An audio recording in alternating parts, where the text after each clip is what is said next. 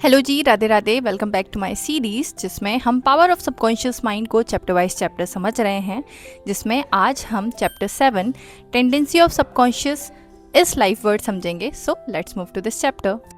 So, in this chapter, author is telling that 90% of our mental life is our subconscious mind. Our subconscious is the builder of our body and it maintains and perform all the vital functions of our body. Author बताते हैं कि हमारा subconscious हमसे किस तरीके से बात करता है। वो हमें इंट्यूशन, इम्पल्सेस और हमारे आइडियाज़ के फॉर्म में हमसे बात करता है। So in next part, author is telling that interaction of conscious and subconscious mind requires a similar interaction between the corresponding system of nerves. Like cerebrospinal system is the organ of the conscious mind and the sympathetic system is the organ of the subconscious mind.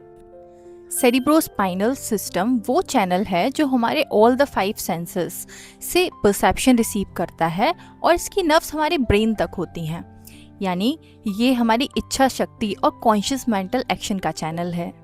And on the other hand sympathetic system को हम involuntary nervous system भी कहते हैं।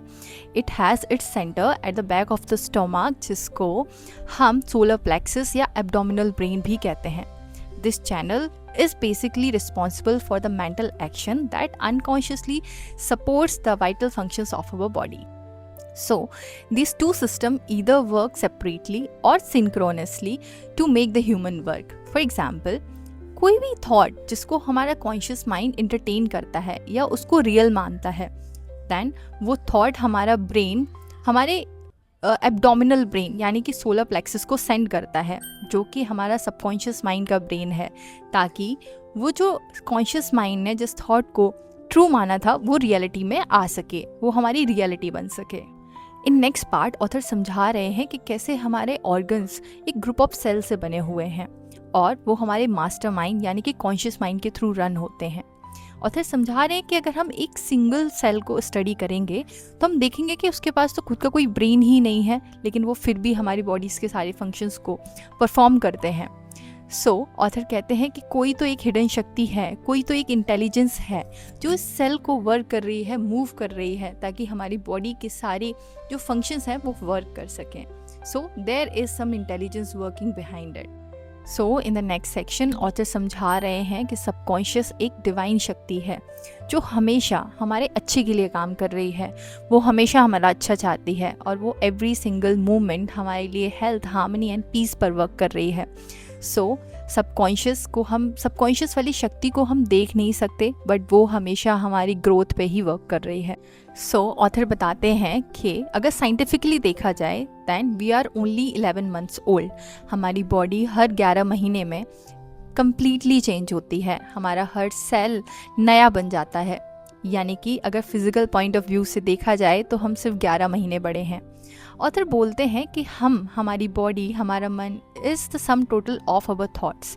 So there is only one way to remove darkness is through light, to remove cold is through heat, and remove the negativity is through the positive thoughts. So author बोलते हैं always affirm good and the bad will vanish itself. In next section author समझा रहे हैं कि जब एक बच्चा पैदा होता है तो वो परफेक्टली हेल्दी होता है, यानी हेल्दी होना ही हमारा नॉर्मल बीइंग है। सो ऑथर समझाते हैं जब भी हम बीमार पड़ते हैं वो इस चीज़ का इंडिकेशन होता है कि हम लाइफ की स्ट्रीम के अगेंस्ट जा रहे हैं by thinking negative. So author बोलते हैं there is only one law of life that is growth. So जहाँ भी ग्रोथ होती है वहाँ लाइफ होती है, जहाँ लाइफ होती है वहाँ हेल्थ एंड हार्मनी अपने आप आती है। देन ऑथर एक एग्जाम्पल देते हैं एक लड़के का जिसका नाम फेडरिक एलियास एंड्रयूस था, जो ट्यूबरक्लोसिस ऑफ स्पाइन से सफ़र कर रहा था। उसने कुछ लाइन्स अफर्म करना स्टार्ट किया, उसने बोलना स्टार्ट किया that he is perfectly healthy, he is whole and उसके अंदर कोई नेगेटिविटी, एंग्जाइटी एंड फियर नहीं है एंड वो हील हो रहा है। उसने अपने आसपास के लोगों के लिए भी पॉजिटिव बोलना स्टार्ट किया एंड बहुत ही थोड़े ही दिनों में उसके अंदर से सारी नेगेटिविटी चली गई with the positive thoughts and उसके अंदर हीलिंग स्टार्ट हो गई एंड वो परफेक्टली हेल्दी हो गया। एट लास्ट ऑथर एक्सप्लेन करते हैं कि कैसे faith in our subconscious can heal our body with the help of an example. Author example देते हैं एक आदमी का जिसकी आँख में कुछ प्रॉब्लम थी, जिसको डॉक्टर ने ऑपरेशन के लिए बोला था, बट उस आदमी ने खुद से कुछ अफर्मेशंस बनाई एंड बोलना स्टार्ट किया कि उसकी बॉडी सबकॉन्शियस ने बनाई है, उसकी आँख सबकॉन्शियस ने बनाई है and subconscious knows how to heal his body.